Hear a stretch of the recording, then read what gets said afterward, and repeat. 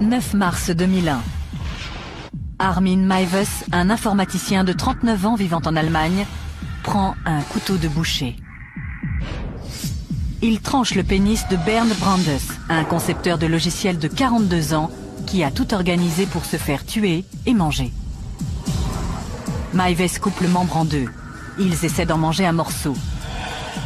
L'événement est entièrement filmé sur vidéo.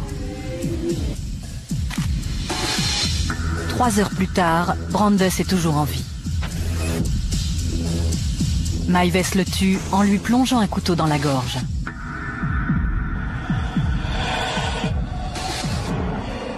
Au cours de l'année, il mangera 20 kilos de la chair de Brandes avant de passer volontairement aux aveux. Pour ces deux hommes, c'était le summum de l'expérience érotique. L'atroce apogée d'une aventure passionnée et tordue.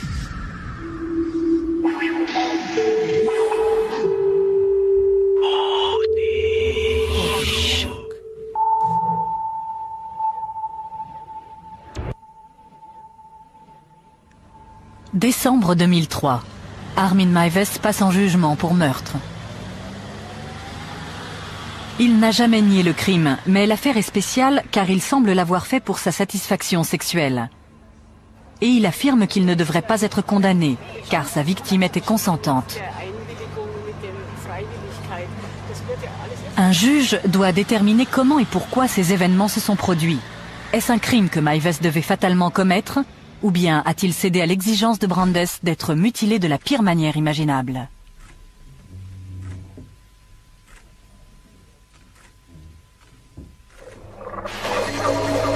Ils font connaissance sur Internet le 5 février 2001. Un mois plus tard, Frankie allait rencontrer Kator en personne.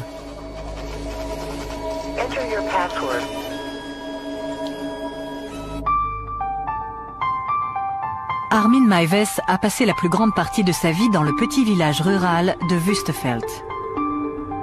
Il demeure dans un manoir de 40 pièces, l'une des 7 maisons du hameau. Il y a un superbe jardin immense. C'est plutôt un parc.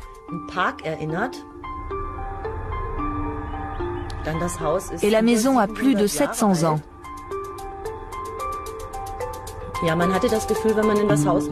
En entrant, on avait l'impression de se retrouver dans un autre siècle, comme si le temps s'était arrêté.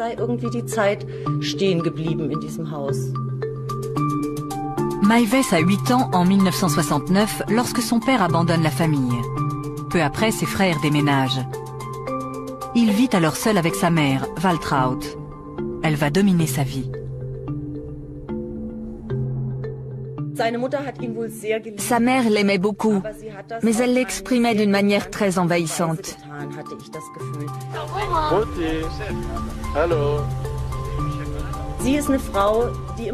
C'était une femme qui rêvait de recevoir sa famille, ses enfants et des amis, que sa vaste demeure soit pleine d'animation. Mais ça ne s'était pas passé ainsi dans sa vie. Elle était seule, ses 2 fils aînés étaient partis et elle n'avait qu'Armin qui devait accepter tout son amour. Très tôt, étouffé par les attentions de sa mère et connaissant peu de monde, Armin se met à rêver. Il s'invente un petit frère imaginaire, Frankie.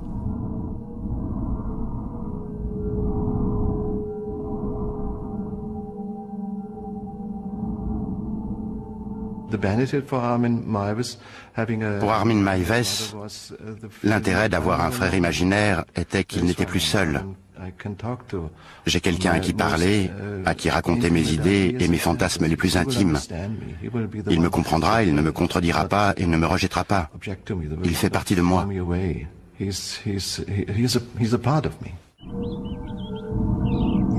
Il crée ses propres contes de fées, dont il dit qu'il se les rappelle encore parfaitement.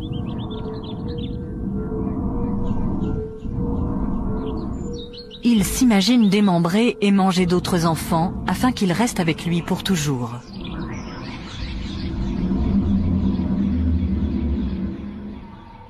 Pendant son adolescence, Meiwes demeure le serviteur dévoué de sa mère. Certains commencent à remarquer son absence de la vie du village. Quand nous avons commencé à aller en boîte, vers 15 ans et jusqu'à 18-19 ans, je ne voyais pas beaucoup Armin. Et je ne l'avais pas remarqué parce qu'il ne faisait pas partie de notre bande de copains. Quand nous sortions, il ne venait pas. Il restait toujours chez lui, vêtu des mêmes vieux vêtements. C'était comme ça, il vivait retiré dans sa maison. Un soulagement temporaire lui est accordé quand il s'engage dans l'armée à 19 ans. Mais il est stationné tout près et continue de vivre chez lui. Dans son régiment de ravitaillement, il sort du rang. Mais d'autres soldats s'aperçoivent rapidement que c'est un faible. Il n'était pas si évident qu'il avait du mal à s'affirmer. Dans notre unité, quand on se retrouvait ensemble, nous avions des relations amicales. Par exemple, si Maives disait « Allez, rangez tout ça », on lui répondait « Fais-le toi-même ». Il lui est encore difficile de rencontrer d'autres personnes. On a toujours dit que lorsque Armin invitait des femmes chez lui, sa mère faisait tout ce qu'elle pouvait pour s'en débarrasser. Je pense qu'elle voulait ce qu'il y a de mieux pour lui, et elle avait une idée bien précise de la belle-fille idéale. Il lui avait probablement échappé qu'Armin ne visait pas tout à fait le même genre de belle-fille que celle qu'elle aurait souhaité. Les gens commencent à s'interroger sur sa sexualité. Il ne le savait peut-être pas vraiment lui-même. Un jour, il m'a demandé si je pensais aussi qu'il était homosexuel. Des rumeurs couraient dans la caserne et les gens racontaient qu'un homme l'avait embrassé sur la joue. Je l'ai entendu dire, mais je n'étais pas présent. Je lui ai donc répondu, « Armin, c'est à toi de déterminer par quel sexe tu es attiré. » À ce moment-là, sa mère est clouée au lit et de plus en plus dépendante de lui. Mais il finit par trouver un moyen de s'échapper, et il en fait des films.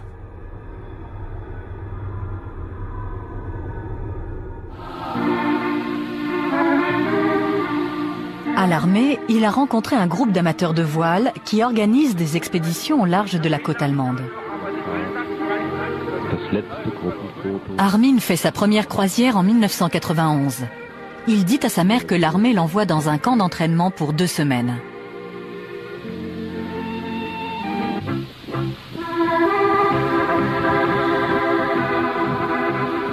Deux ans plus tard, il décide d'y retourner.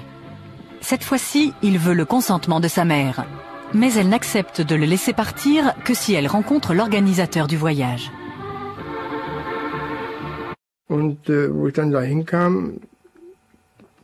Quand je suis arrivé chez lui, je me suis dit, mon Dieu, où suis-je?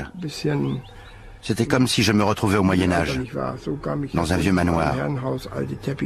En entrant, j'ai vu des vieux tapis, des vieux meubles, des choses comme ça. Après avoir posé de nombreuses questions, la mère se résout à le laisser partir. Mais pourquoi tant d'inquiétude? C'était totalement inutile. C'était un homme de 30 ans qui pouvait prendre soin de lui.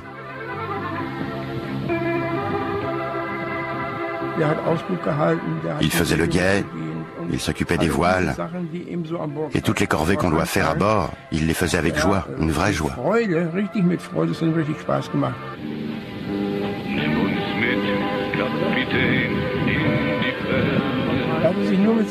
Il filmait tout le temps.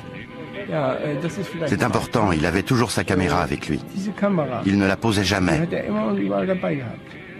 Le seul film que nous ayons du voyage, c'est celui qu'il a tourné.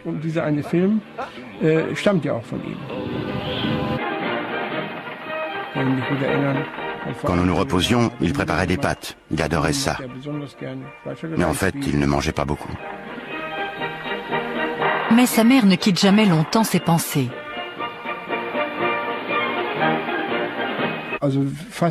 Il l'appelait quasiment tous les 2 jours. Il était évident que c'était une obligation. Je suppose qu'il avait des ordres. Tu m'appelleras pour me donner de tes nouvelles, mon fils.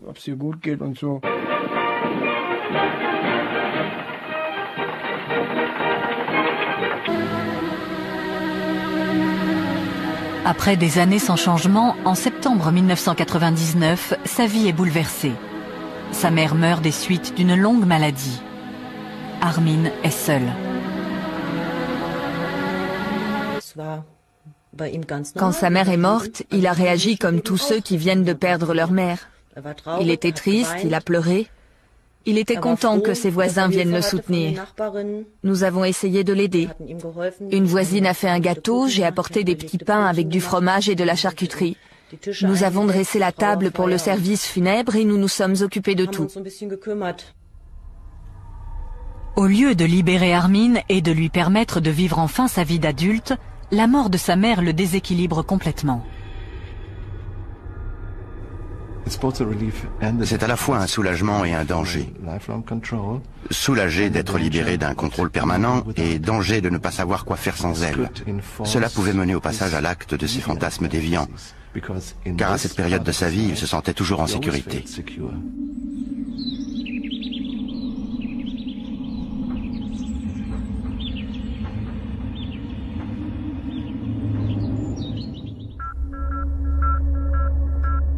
Bernd Brandes disparaît le 9 mars 2001. À 42 ans, le concepteur de logiciels berlinois s'est porté volontaire pour être abattu par Armin Meiwes. Le jour où il ne s'est pas présenté au travail, nous ne nous sommes pas trop inquiétés. Il n'était pas inhabituel qu'un collègue soit un peu en retard. Mais quand nous sommes partis déjeuner et qu'il n'était toujours pas là, nous avons commencé à attendre qu'il nous appelle. Sur son répondeur, une voix d'homme lui demandait de rentrer le plus vite possible. Et le ton était très malheureux.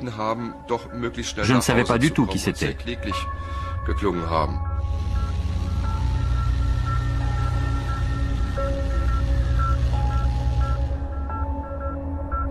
J'étais très surpris, parce que ça ne cadrait pas avec l'image que je me faisais de lui.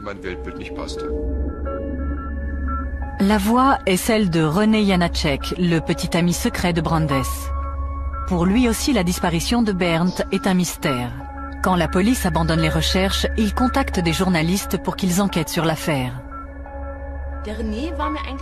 J'ai tout de suite apprécié René. Il a les pieds sur terre. Il est boulanger et il est très franc.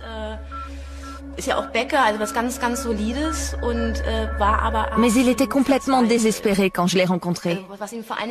Ce qui le rendait fou, c'était de n'avoir aucune explication sur ce qui s'était passé.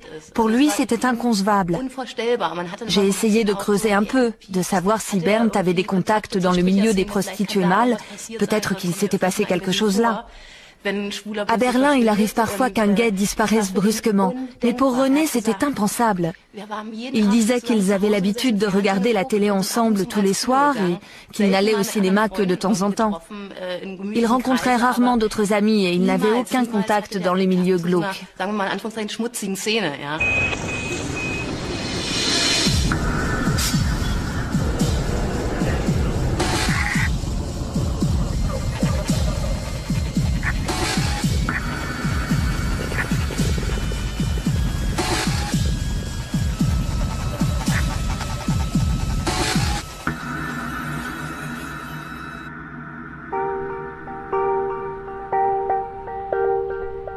Avant sa disparition, cela faisait 15 ans que Brandes travaillait chez Siemens.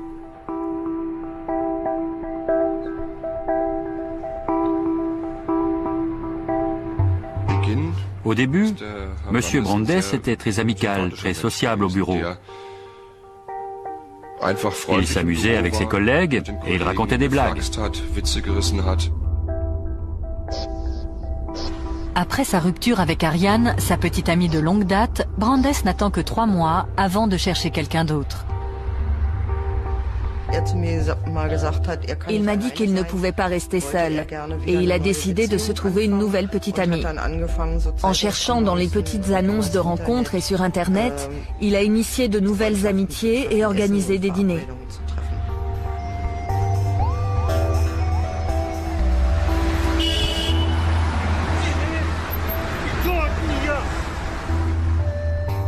Atteignant les 40 ans, Brandes a peur de perdre son attrait sexuel. il se réinvente et se met au sport de manière obsessionnelle. Il ne cesse de raconter à ses collègues comment il a transformé sa bedaine en tablette de chocolat. Quand il remarque un début de calvitie, il se rase la tête.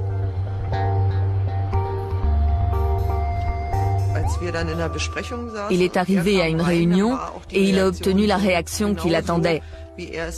Nous l'avons à peine reconnu sans ses cheveux. Bernd était le genre de personne qui adorait provoquer des réactions. Plus tard, au fil du temps et jusqu'à sa disparition, et alors que nous continuions à travailler ensemble, son comportement m'a semblé de plus en plus négatif. Dans sa quête de sensations, Brandes devient de plus en plus excentrique. Il dépense 3 000 € pour faire venir du Nigeria une fille trouvée par une petite annonce. Mais lorsqu'il va la chercher à l'aéroport, c'est la déception. Elle n'est jamais arrivée. Et il a découvert qu'une autre personne attendait la fille et qu'elle l'avait également payée.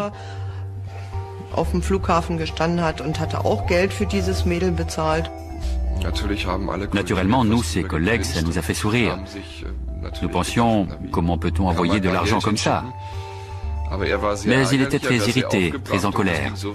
Il était tellement furieux qu'il nous a annoncé qu'il allait peut-être aller là-bas pour voir ce qu'était devenu son argent. Il disait que c'était vraiment incorrect. Ses efforts pour pimenter sa vie sont enfin récompensés lorsqu'il rencontre une femme nommée Alexandra. Elle était encore plus farfelue. Elle faisait du parachutisme et elle a tenté de le persuader d'essayer. Elle faisait aussi du roller avec lui.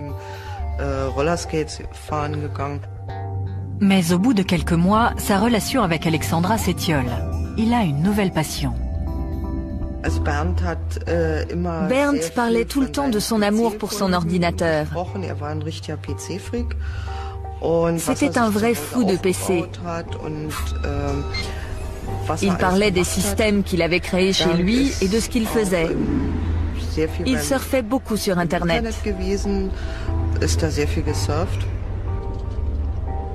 Il finit par trouver quelqu'un qui partage sa passion pour l'informatique. Je savais que Bernd était ami avec un homme et que celui-ci vivait chez lui. Mais ça ne veut pas forcément dire qu'il était homosexuel. Il s'intéressait aux mêmes choses et lui aussi aimait surfer sur Internet. Ils travaillaient ensemble à la construction d'un réseau informatique. Il n'a rien dit de plus à ce sujet et pour moi c'était parfaitement crédible.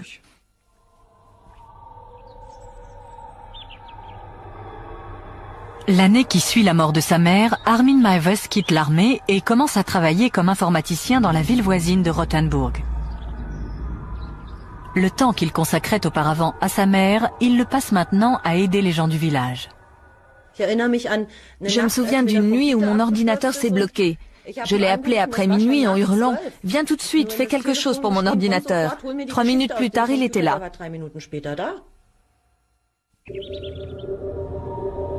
Pour faire de nouvelles rencontres, Meiwes se met à fréquenter le Blue Moon, une maison close située dans une zone industrielle voisine. Mais à la fin de la nuit, on le trouve souvent endormi au bar, seul. Physiquement, ce n'était pas le mâle dominant parmi d'autres mâles. Son apparence donnait l'impression qu'il était homosexuel. Mais nous n'en étions pas sûrs, car à ce moment-là, il s'intéressait à moi. Je trouvais ça ridicule. Ça aurait été comme avoir une relation sexuelle avec Mickey.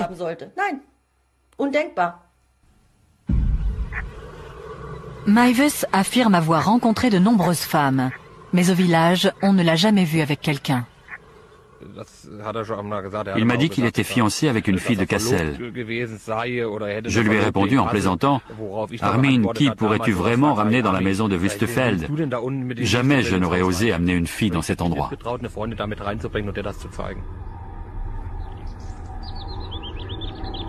Il est peu probable que Meiwes connaisse une sexualité adulte. Il se referme sur son monde intérieur. Ses fantasmes d'enfant, il les exprime maintenant de manière sexuelle.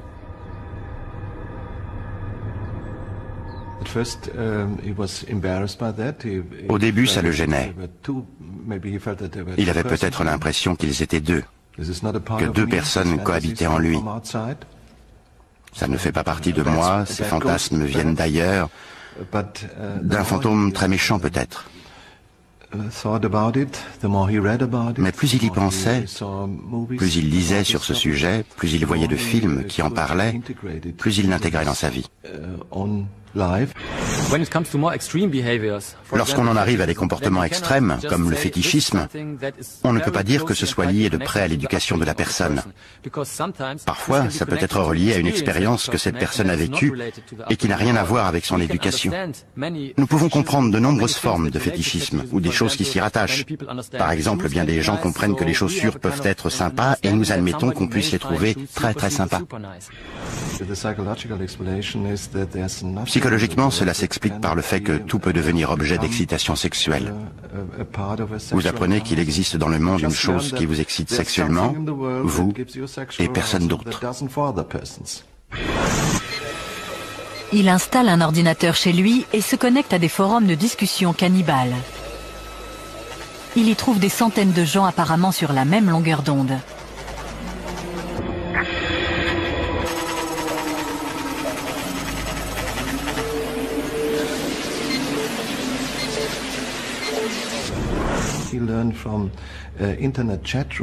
Par les forums Internet, il a appris qu'il existe beaucoup d'autres personnes dans le monde qui disent vouloir être égorgées, qui disent qu'elles cherchent quelqu'un pour les tuer et les consommer, ce qui a renforcé sa deuxième forme de sexualité de manière obsessionnelle.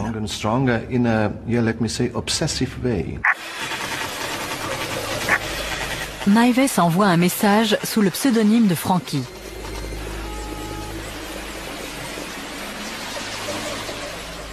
Tandis qu'il poursuit ses recherches secrètes sur le cannibalisme sur Internet, de l'extérieur, rien ne semble avoir changé. Il s'adapte parfaitement à la situation, à leurs différences, leur monstruosité. Ils le savent et se taisent, c'est normal. Seul changement notable dans sa vie, il commence à réparer sa maison à présent complètement délabrée. Il ne pouvait pas entretenir la maison comme il le voulait. Il a fait des petites choses. Il a peint l'extérieur. Elle avait l'air bien, du moins de dehors.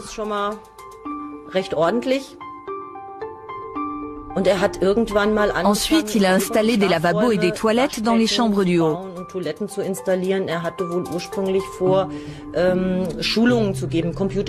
Au départ, il voulait donner des leçons d'informatique et pouvoir offrir l'hébergement aux clients assistant au séminaire de fin de semaine.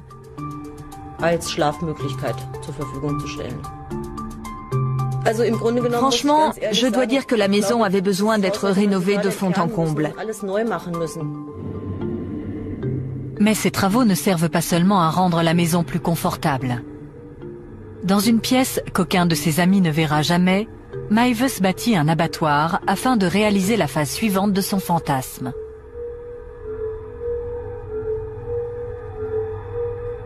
Il construit une cage.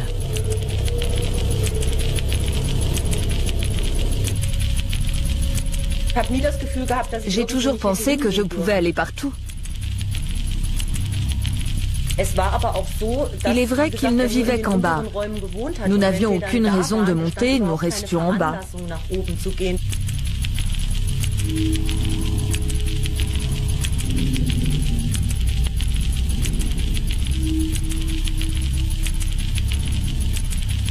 Il expose des photos de son œuvre sur Internet. Au cours de l'année suivante, il commence à attirer l'attention. Certains veulent juste discuter boucherie. D'autres veulent voir son abattoir. Quand des gens viennent le voir chez lui, Maives dessine des lignes sur leur corps, là où il dit qu'il inciserait. Il les suspend par les pieds grâce à une poulie fixée au plafond. Mais il s'aperçoit que rares sont ceux qui veulent pousser leur fantasme au-delà du jeu de rôle. Tous repartent indemnes.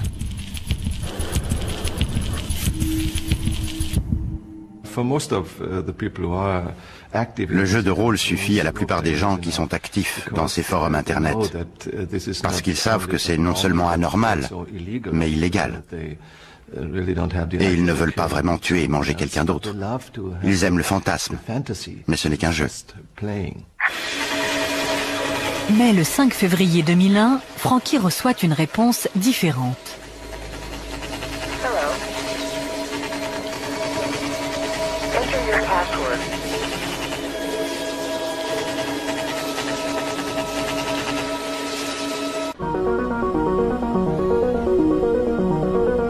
L'année précédant sa disparition voit un changement radical dans la vie de Bernd Brandes. Il s'installe avec René Janacek, un boulanger qu'il a rencontré par les petites annonces. Aux yeux de son petit ami, Brandes était un homme terre-à-terre et conventionnel. Parfaitement solide et assez conservateur, mais c'était ce qui lui plaisait chez lui. René avait bien 10 ans de moins, et Brandes lui donnait une forme de stabilité parce qu'il était digne de confiance et ne ressemblait à personne dans le milieu gai si volage de Berlin.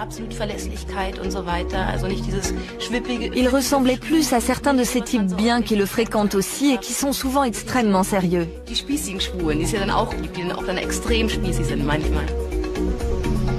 Brandes cache cette relation à ses collègues. Pendant toute la période où j'ai connu M. Brandes, il n'a jamais été évident qu'il avait des tendances homosexuelles, ou qu'il était attiré, ou qu'il était passé à l'acte. Pour moi, M. Brandes a toujours été un hétérosexuel qui étalait toutes ses expériences et se vantait de ses exploits auprès des autres hommes.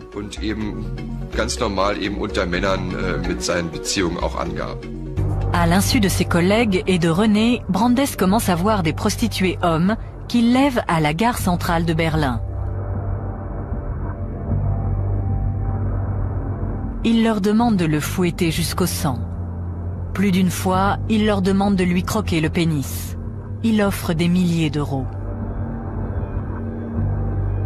Aucun prostitué n'accepte. Il va chercher plus loin la satisfaction de ses désirs masochistes. Il découvre les forums cannibales et s'inscrit sous le nom de Cator.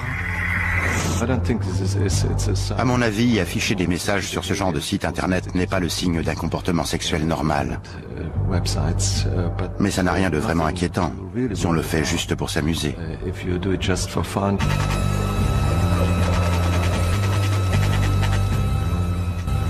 Brandes examine des centaines de messages en quête d'une personne capable de réaliser ses fantasmes de mutilation.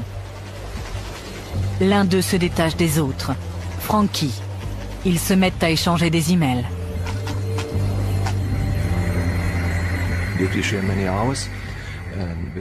Si on passe de nombreuses heures devant son ordinateur pour trouver des gens avec qui partager ses fantasmes obscènes, je pense qu'on a un problème. Un mois à peine après la rencontre internet de Frankie et de Cator, les deux hommes organisent en détail la réalisation de leurs fantasmes. Comme d'habitude, Brandes part tôt de chez lui, comme s'il allait travailler. René dort encore. Il se rend à la gare centrale de Berlin. Il achète un billet pour Kassel, à l'autre bout de l'Allemagne. Aller simple. Il paye en espèces afin que personne ne puisse reconstituer son voyage.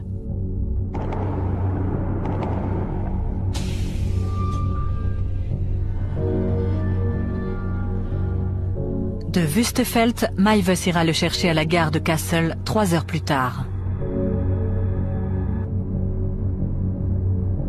Brandes a envoyé à Maives par email des instructions détaillées pour le rituel. Il a aussi envoyé des photos de lui nu. Maives a fait de même.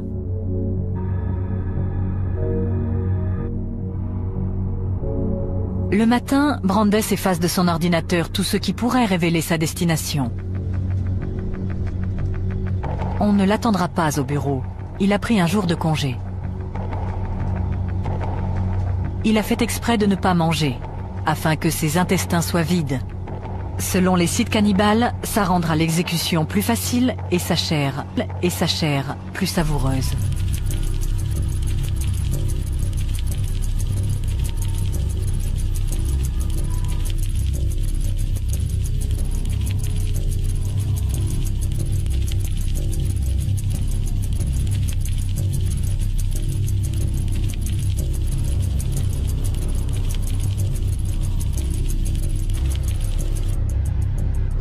Maives rencontre Brandes à sa descente du train à la gare de Kassel. Ils repartent vers Wüstefeld. Ils arrivent à la maison, se déshabillent complètement et prennent un café. Ils montent inspecter l'abattoir. Avec un volontaire sérieux et déterminé, Maives a enfin la chance de réaliser ses fantasmes.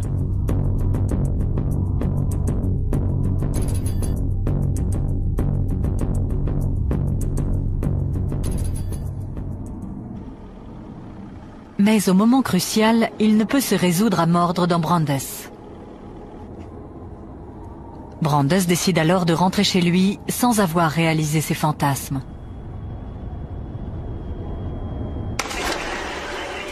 Mais il ne reprendra pas le train pour Berlin. Maives affirme que Brandes l'a supplié de réessayer. Maives le convainc que cette fois, il sera capable d'aller jusqu'au bout.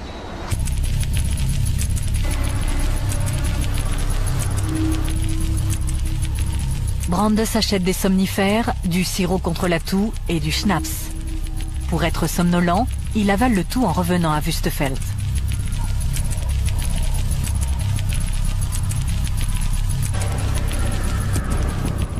De retour à la maison, Maives prépare sa caméra vidéo afin de filmer le rituel. Il tranche le pénis de Brandes. Il le coupe en deux pour qu'ils puissent en manger chacun un morceau. Mais il est trop dur. Maives descend le faire cuire à la cuisine tandis que Brandes entre dans la baignoire.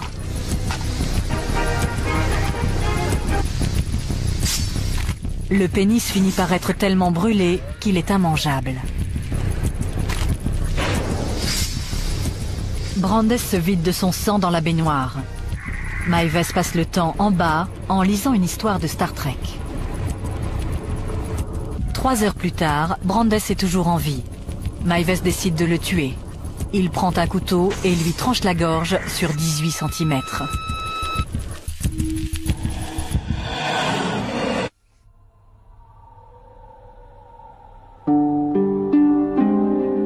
Maives enterre la peau et les entrailles dans son jardin. Il range la viande dans des barquettes de congélation. Tandis que la vie du village poursuit son train-train, 2 jours après le meurtre, Maives prépare son premier repas humain. Il mange un steak avec des pommes de terre, des choux de Bruxelles, une sauce au poivre et un verre de vin rouge. Plus tard, il dira à la police que ça a le goût du porc. Il fait cuire au four un os du bras et le râpe pour en faire de la farine. Il met le pied de Brandes sur un plateau et le décore. Il racontera qu'il a ressenti sa première excitation sexuelle en se masturbant devant la vidéo du meurtre.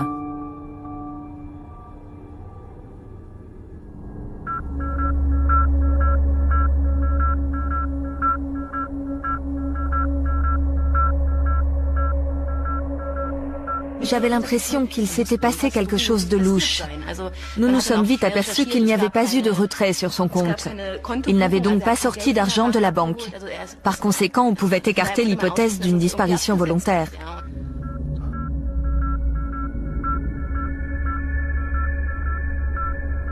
D'autres indices font surface. Un ami de René se souvient avoir vu Brandes dans une gare de Berlin le jour de sa disparition. Nous sommes allés à la gare de Charlottenburg et nous nous sommes dit Nous sommes là. Qu'est-ce qu'on peut bien faire à partir d'ici? Où peut-on aller? Nous avons tenté de reconstituer les faits. Y a-t-il un endroit près d'ici d'où on peut sauter? Nous étions tous deux complètement perdus et René était désespéré parce que ça n'avait aucun sens.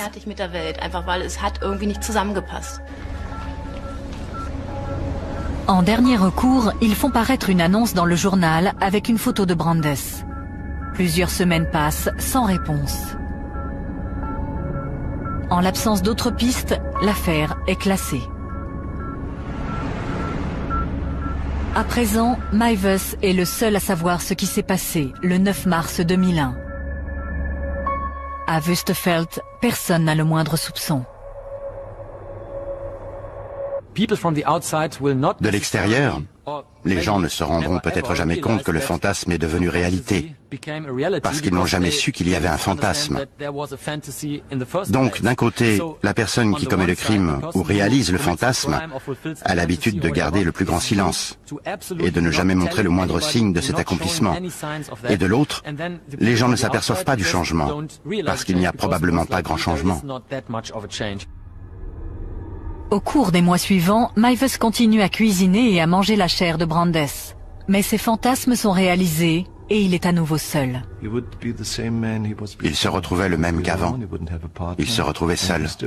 Il n'avait pas de partenaire. Et il avait toujours ses rêves. Et c'est une sorte d'obsession, comme un alcoolique qui dit qu'il ne boira plus jamais. Mais des mois ou des années plus tard, il se remet à boire. Et tout ce qu'il a pu dire n'est rien, parce que cette obsession, cette dépendance fait toujours partie de sa personnalité. C'est pareil avec un cannibale.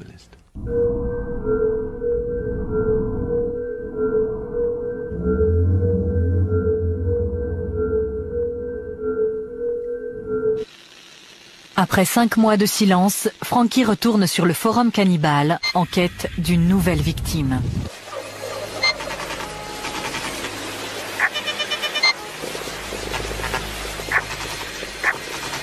Pour convaincre de son sérieux, il donne des détails sur son crime.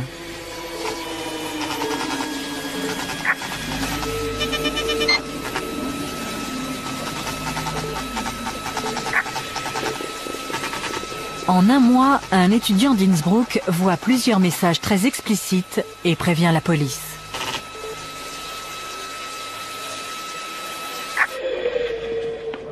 À 8h45, le 10 décembre 2002, près de 2 ans après le meurtre, 7 agents de police se présentent chez Meiwes.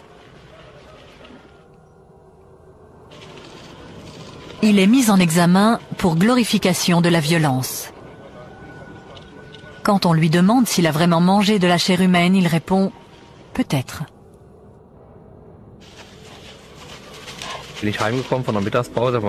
Pendant ma pause déjeuner, je suis rentré à la maison vers midi. Il y avait une petite pelleteuse à l'œuvre dans le jardin. Il y avait une barrière devant la maison et la police était là. Je suis rentré et j'ai demandé à ma femme « Que se passe-t-il chez Armin ?» Il y a une barrière, la police et une pelleteuse. Et comme il gardait un Rottweiler pour un ami, notre première pensée a été qu'il s'était fait dévorer par le chien. Dans la maison, les policiers saisissent 200 disques durs servant aux 3 ordinateurs de Meiwes. Ils contiennent 3800 photos chargées sur Internet, un mélange de pornographie, de torture, de cannibalisme et de ses photos de vacances.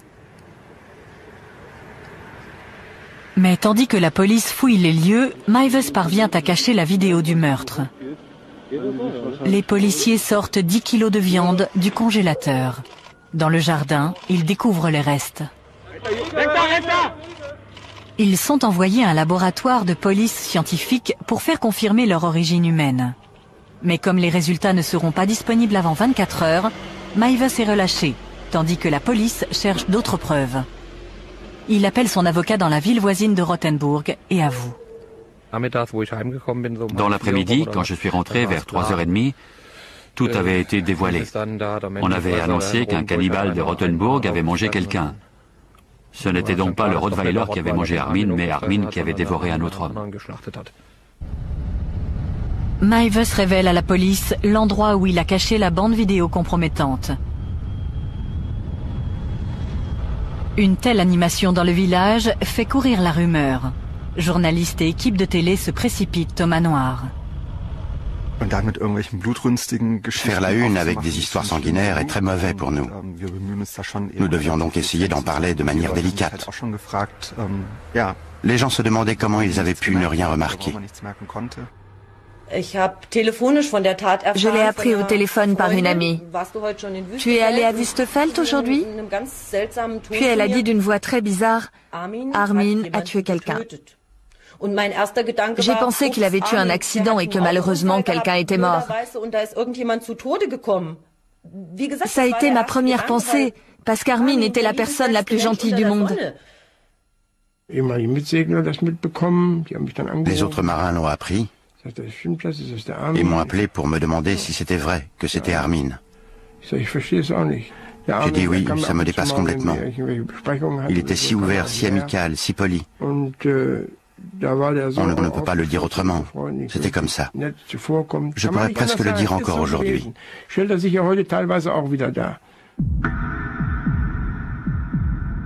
Les anatomopathologistes calculent qu'il manque 20 kilos de chair sur les restes de Brandes. Après avoir visionné la vidéo tournée par Meiwes, ils estiment que Brandes est mort à la suite de l'égorgement plutôt que de la mutilation. Meiwes est donc mis en examen non pour homicide, mais pour meurtre. Il est transféré dans une prison de haute sécurité où il passe l'année que dure la préparation de son procès. Les experts psychiatres le trouvent sensé et rationnel et donc apte à passer en jugement. Il leur raconte comment il rêve depuis son plus jeune âge de dévorer un autre homme. Si vous êtes cannibale, à l'évidence, vous êtes très différent. Et vous souffrez d'un type de modification psychologique. Mais ce n'est pas la même chose que dans les maladies psychiatriques, telles que la schizophrénie ou la paranoïa, par exemple, où les gens croient vraiment que les choses qu'ils entendent ou perçoivent ou sentent sont réelles. Ici, il s'agit de gens qui savent que leurs fantasmes n'ont rien à voir avec ceux des autres. Mais ils n'y peuvent rien. Donc, dans un sens, ils sont différents. Mais ils ne souffrent pas du type de maladie mentale extrêmement grave que nous remarquerions immédiatement dans la rue. C'est aussi l'une des raisons pour lesquelles personne ne voit qu'ils ont des fantasmes cannibales ou zoophiles ou autres. Ça ne se voit pas. Meiwes dit également au psychiatre qu'il a l'impression d'avoir absorbé la virilité de Brandes, et même ses capacités, comme celle de parler anglais. À Berlin, on n'a eu aucune nouvelle de Brandes depuis sa disparition 18 mois plus tôt. Et soudain, son visage réapparaît aux informations. J'ai reçu un email le matin, et tout ce qu'il disait, c'était que Bernd avait été retrouvé. Il y avait un lien Internet avec un journal où on voyait son visage. C'était la photo utilisée pendant les recherches. J'ai lu l'article et je n'arrivais pas à croire ce qui s'était passé.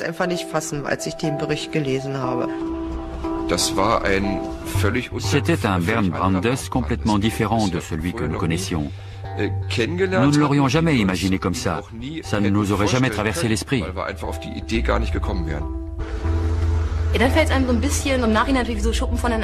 C'était comme si les écailles me tombaient des yeux.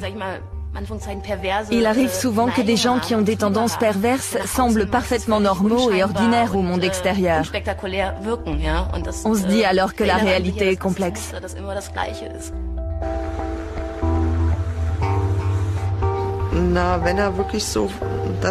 S'il a vraiment fait tout ça comme on le dit, alors je dois dire honnêtement que c'était un très bon acteur.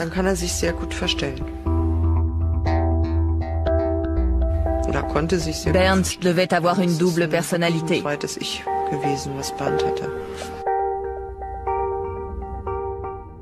Je pense que personne ne comprend pourquoi il a voulu faire ça. L'une des raisons est évidente. Vous ne voulez pas exister, vous voulez disparaître complètement, mais en même temps, ça vous donne du pouvoir. C'est une sorte de domination par le bas. Je suis très faible, mais quelqu'un va me manger, et aussi longtemps que je vivrai, il va m'aimer parce que je me laisse manger. Et il est évident que je possède une énergie qui lui est précieuse. Je suis donc faible, mais de ma faiblesse naît le pouvoir, car l'autre me veut.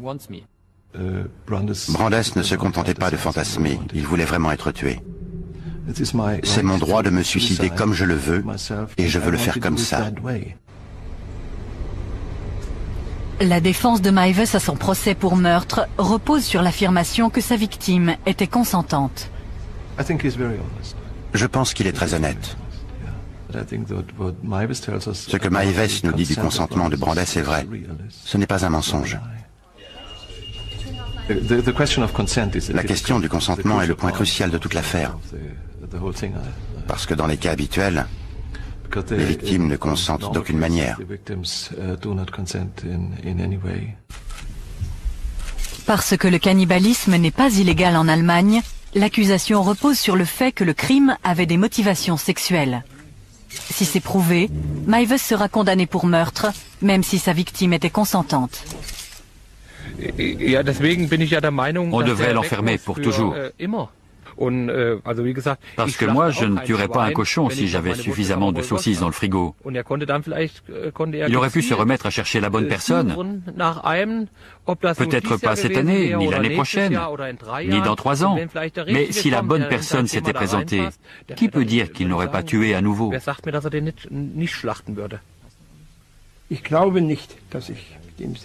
Je ne pense pas que je retournerai faire de la voile avec lui. Parce que j'ai perdu confiance. Pas un peu, mais complètement. Je ne sais pas si je pourrais trouver d'autres marins pour partir en mer et l'aider à se réinsérer. Peut-être qu'on y retournera une fois et on verra ce qui se passe. Avec 4 hommes en face de lui à bord, nous serons plus forts que lui et nous pourrons le surveiller. Et si le pire devait arriver, nous pourrions toujours le jeter par-dessus bord. Ce serait le moyen le plus simple d'en finir avec lui. La société ne peut pas vivre avec des gens qui ont ces perversions sexuelles. C'est sa manière de faire l'amour. C'est comme ça qu'il veut faire l'amour. Et c'est un trouble psychique. Les gens qui souffrent de perversion ne peuvent pas contrôler leurs pulsions. Ils ne peuvent même pas s'empêcher d'y penser. Ils ne peuvent pas se dire « je veux m'endormir, je ne veux plus y penser ». Ça ne marche pas comme ça.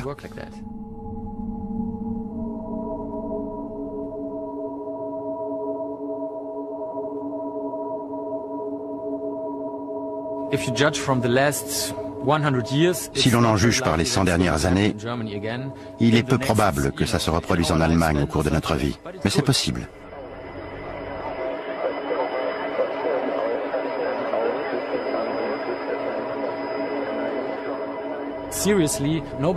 Sérieusement, personne ne devrait sous-estimer l'influence de notre monde moderne. Les gens s'intéressent à des sous-cultures, ils sont passionnés par les extrêmes. Il n'y a plus de limites.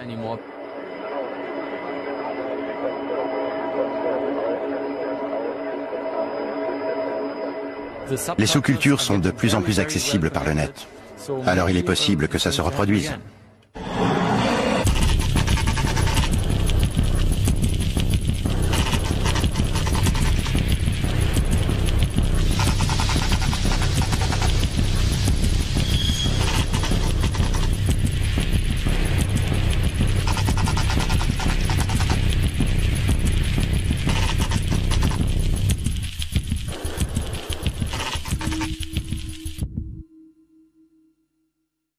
Photos de vacances.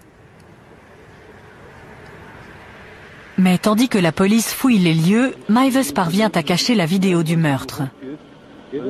Les policiers sortent 10 kilos de viande du congélateur. Dans le jardin, ils découvrent les restes. Ils sont envoyés à un laboratoire de police scientifique pour faire confirmer leur origine humaine. Mais comme les résultats ne seront pas disponibles avant 24 heures, Meiwes est relâché, tandis que la police cherche d'autres preuves. Il appelle son avocat dans la ville voisine de Rothenburg et avoue. Dans l'après-midi, quand je suis rentré vers 3h30, tout avait été dévoilé. On avait annoncé qu'un cannibale de Rothenburg avait mangé quelqu'un. Ce n'était donc pas le Rottweiler qui avait mangé Armin, mais Armin qui avait dévoré un autre homme. Meiwes révèle à la police l'endroit où il a caché la bande vidéo compromettante. Une telle animation dans le village fait courir la rumeur. Journalistes et équipes de télé se précipitent au manoir. Faire la une avec des histoires sanguinaires est très mauvais pour nous. Nous devions donc essayer d'en parler de manière délicate. Les gens se demandaient comment ils avaient pu ne rien remarquer. Je l'ai appris au téléphone par une amie. Tu es allé à Wüstefeld aujourd'hui? Et qui n'a rien à voir avec son éducation. Nous pouvons comprendre de nombreuses formes de fétichisme ou des choses qui s'y rattachent. Par exemple, bien des gens comprennent que les chaussures peuvent être sympas et nous admettons qu'on puisse les trouver très très sympas.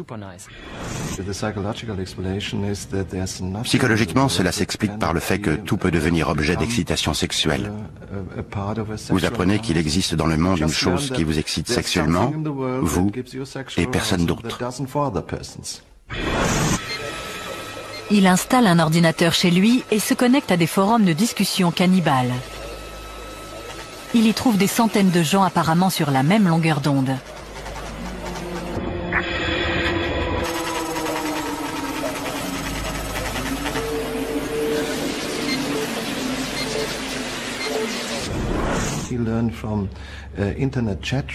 Par les forums Internet, il a appris qu'il existe beaucoup d'autres personnes dans le monde qui disent vouloir être égorgées, qui disent qu'elles cherchent quelqu'un pour les tuer et les consommer, ce qui a renforcé sa deuxième forme de sexualité de manière obsessionnelle.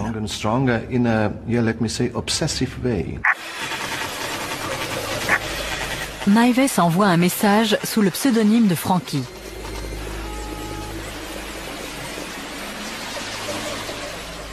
Tandis qu'il poursuit ses recherches secrètes sur le cannibalisme sur Internet, a appris qu'il existe beaucoup d'autres personnes dans le monde qui disent vouloir être égorgées, qui disent qu'elles cherchent quelqu'un pour les tuer et les consommer, ce qui a renforcé sa deuxième forme de sexualité de manière obsessionnelle.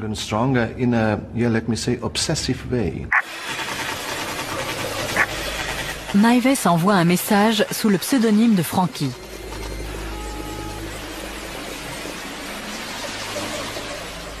Tandis qu'il poursuit ses recherches secrètes sur le cannibalisme sur Internet, de l'extérieur, rien ne semble avoir changé.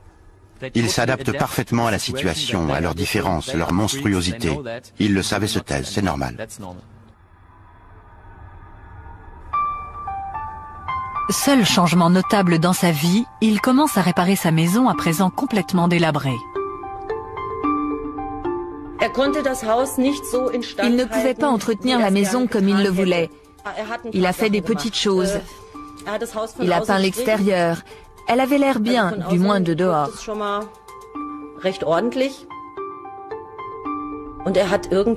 Ensuite, il a installé des lavabos et des toilettes dans les chambres du haut.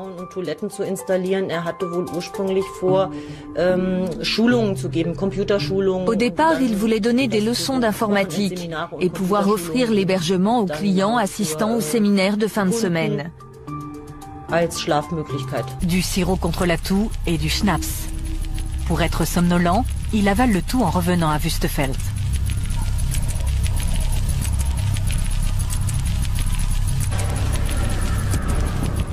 De retour à la maison, Maives prépare sa caméra vidéo afin de filmer le rituel.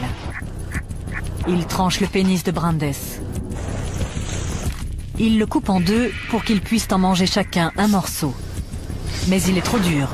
Maives descend le faire cuire à la cuisine tandis que Brandes entre dans la baignoire.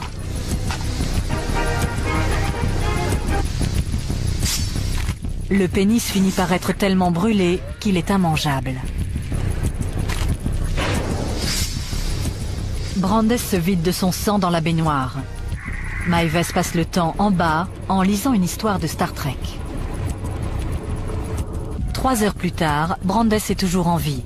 Maives décide de le tuer. Il prend un couteau et lui tranche la gorge sur 18 cm.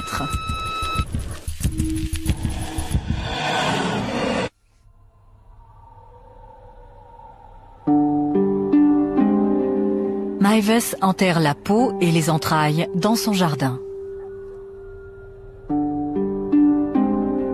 Il range la viande dans des barquettes de congélation. Tandis que la vie du village Quand nous avons commencé à aller en boîte, vers 15 ans et jusqu'à 18-19 ans, je ne voyais pas beaucoup Armin. Et je ne l'avais pas remarqué parce qu'il ne faisait pas partie de notre bande de copains. Quand nous sortions, il ne venait pas. Il restait toujours chez lui, vêtu des mêmes vieux vêtements. C'était comme ça, il vivait retiré dans sa maison. Un soulagement temporaire lui est accordé quand il s'engage dans l'armée à 19 ans. Mais il est stationné tout près et continue de vivre chez lui. Dans son régiment de ravitaillement, il sort du rang. Mais d'autres soldats s'aperçoivent rapidement que c'est un faible. Il n'était pas si évident qu'il avait du mal à s'affirmer. Dans notre unité, quand on se retrouvait ensemble, nous avions des relations amicales. Par exemple, si Maives disait « Allez, rangez tout ça », on lui répondait « Fais-le toi-même ». Il lui est encore difficile de rencontrer d'autres personnes. On a toujours dit que lorsque Armin invitait des femmes chez lui, sa mère faisait tout ce qu'elle pouvait pour s'en débarrasser. Je pense qu'elle voulait ce qu'il y a de mieux pour lui, et elle avait une idée bien précise de la belle pour le rituel. Il a aussi envoyé des photos de lui nu. Maives a fait de même.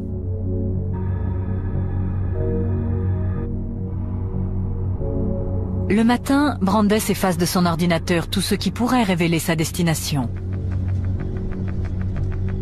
On ne l'attendra pas au bureau. Il a pris un jour de congé. Il a fait exprès de ne pas manger, afin que ses intestins soient vides. Selon les sites cannibales, ça rendra l'exécution plus facile et sa chair plus savoureuse.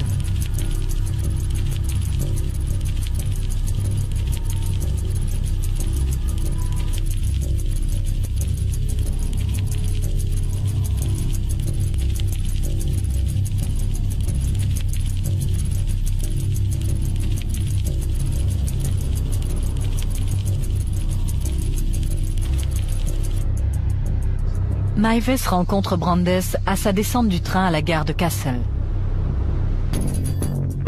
Ils repartent vers Wüstefeld. Ils arrivent à la maison, se déshabillent complètement et prennent un café. Ils montent inspecter l'abattoir. Avec un volontaire sérieux et déterminé, Maives a enfin la chance de réaliser ses fantasmes.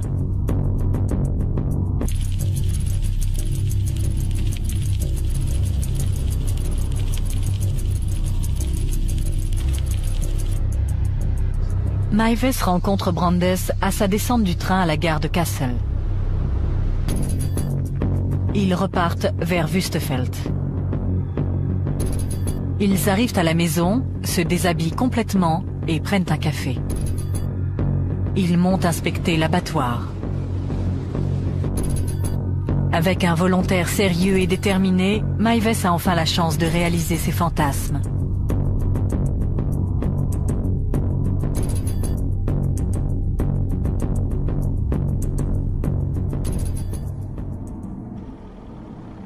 Mais au moment crucial, il ne peut se résoudre à mordre dans Brandes.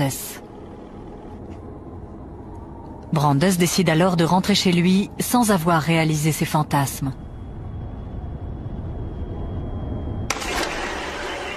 Mais il ne reprendra pas le train pour Berlin.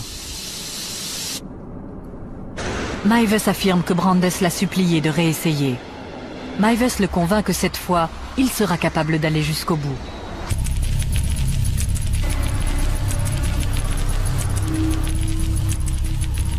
Brandes achète des somnifères, du sirop contre la toux et du schnapps. Pour être somnolent, il avale le tout en revenant à Wüstefeld. Mais plus il y pensait, plus il lisait sur ce sujet, plus il voyait de films qui en parlaient, plus il l'intégrait dans sa vie. Lorsqu'on en arrive à des comportements extrêmes, comme le fétichisme, on ne peut pas dire que ce soit lié de près à l'éducation de la personne. Parfois, ça peut être relié à une expérience que cette personne a vécue et qui n'a rien à voir avec son éducation. Nous pouvons comprendre de nombreuses formes de fétichisme ou des choses qui s'y rattachent. Par exemple, bien des gens comprennent que les chaussures peuvent être sympas et nous admettons qu'on puisse les trouver très très sympas.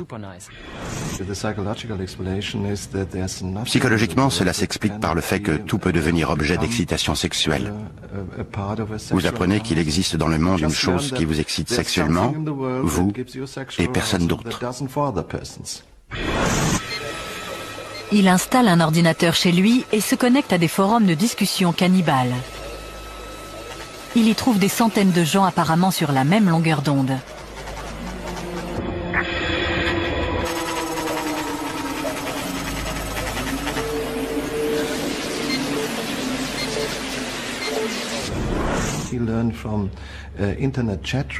Par les forums Internet, il a appris qu'il existe beaucoup d'autres personnes dans le monde qui disent vouloir être égorgées,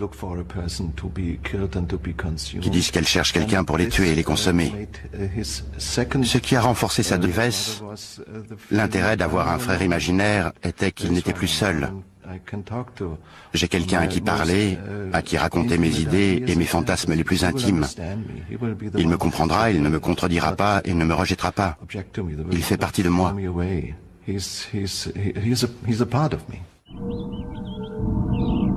Il crée ses propres contes de fées, dont il dit qu'il se les rappelle encore parfaitement.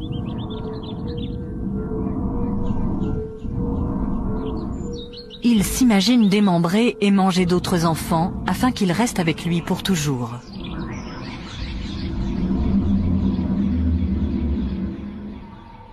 Pendant son adolescence, Meiwes demeure le serviteur dévoué de sa mère. Certains commencent à remarquer son absence de la vie du village. Quand nous avons commencé à aller en boîte, vers 15 ans et jusqu'à 18-19 ans, je ne voyais pas beaucoup Armin. Et je ne l'avais pas remarqué parce qu'il ne faisait pas partie de notre bande de copains. Quand nous sortions, il ne venait pas. Il restait toujours chez lui, vêtu des mêmes vieux vêtements. C'était comme ça. Il vivait retiré dans sa maison. Un soulagement temporaire lui est accordé quand il s'engage dans l'armée à 19 ans. Mais il est stationné tout près et continue de trouver un moyen de s'échapper. Et il en fait des films.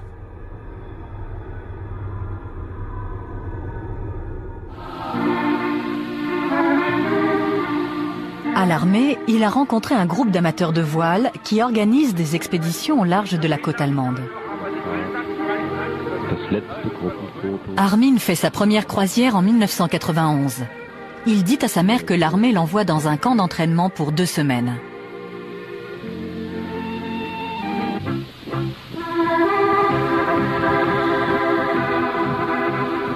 Deux ans plus tard, il décide d'y retourner. Cette fois-ci, il veut le consentement de sa mère.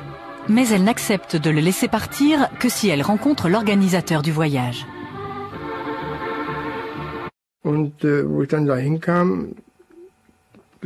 Quand je suis arrivé chez lui, je me suis dit, mon Dieu, où suis-je? C'était comme si je me retrouvais au Moyen-Âge, dans un vieux manoir. En entrant, j'ai vu des vieux tapis, des vieux meubles, des choses comme ça.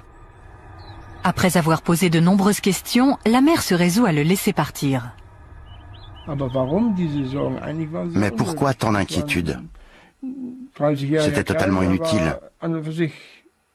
C'était un homme de 30 ans qui pouvait prendre soin de lui.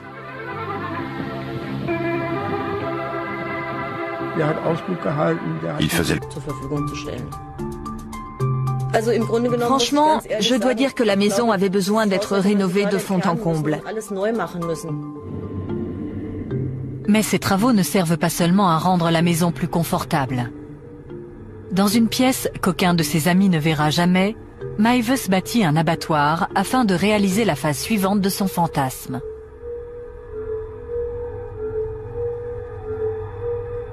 Il construit une cage.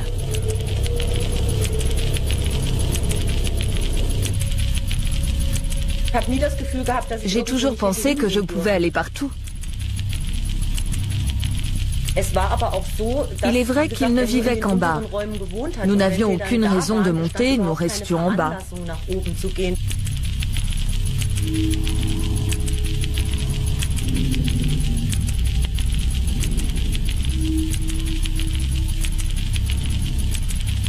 Il expose des photos de son œuvre sur Internet. Au cours de l'année suivante, il commence à attirer l'attention. Certains veulent juste discuter boucherie. D'autres veulent voir son abattoir. Quand des gens viennent le voir chez lui, Meiwes dessine des lignes sur leur corps, là où il dit qu'il inciserait. S'il a vraiment mangé de la chair humaine, il répond « peut-être ».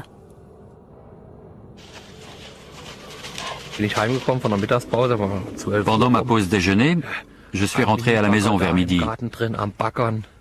Il y avait une petite pelleteuse à l'œuvre dans le jardin. Il y avait une barrière devant la maison et la police était là. Je suis rentré et j'ai demandé à ma femme « Que se passe-t-il chez Armin ?» Il y a une barrière, la police et une pelleteuse. Et comme il gardait un Rottweiler pour un ami, notre première pensée a été qu'il s'était fait dévorer par le chien.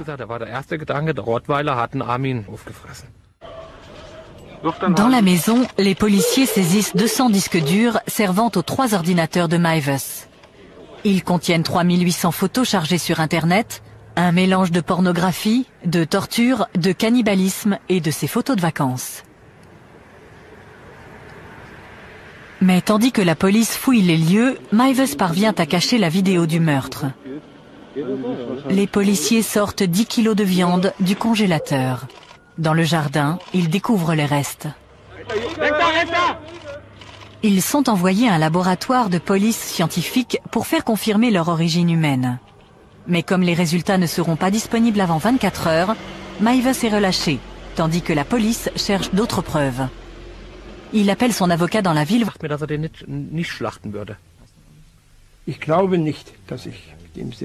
Je ne pense pas que je retournerai faire de la voile avec lui. Parce que j'ai perdu confiance. Pas un peu, mais complètement.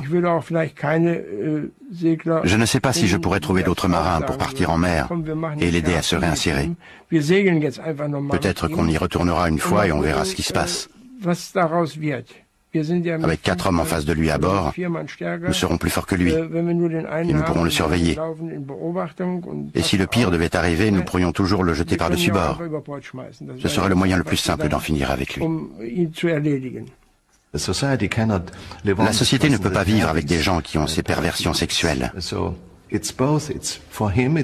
C'est sa manière de faire l'amour. C'est comme ça qu'il veut faire l'amour.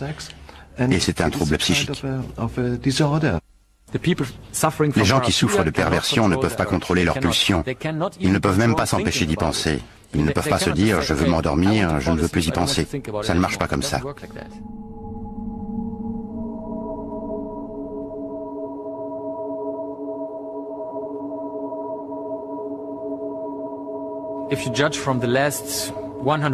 Si l'on en juge par les 100 dernières années, il est peu probable que ça se reproduise en Allemagne au cours de notre vie. Mais c'est possible. Tout de suite apprécié René. Il a les pieds sur terre. Il est boulanger et il est très franc. Mais il était complètement désespéré quand je l'ai rencontré. Ce qui le rendait fou, c'était de n'avoir aucune explication sur ce qui s'était passé. Pour lui, c'était inconcevable. J'ai essayé de creuser un peu, de savoir si Bernd avait des contacts dans le milieu des prostituées mâles. Peut-être qu'il s'était passé quelque chose là. À Berlin, il arrive parfois qu'un gay disparaisse brusquement. Mais pour René, c'était impensable. Il disait qu'ils avaient l'habitude de regarder la télé ensemble tous les soirs et qu'ils n'allaient au cinéma que de temps en temps. Il rencontrait rarement d'autres amis et il n'avait aucun contact dans les milieux glauques.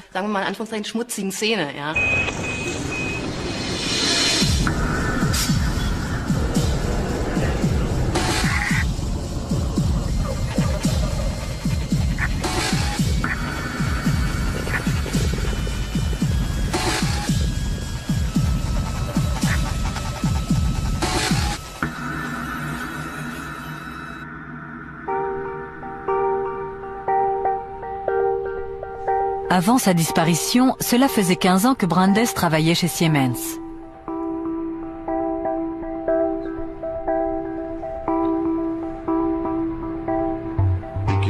Au début, M. Brandes était très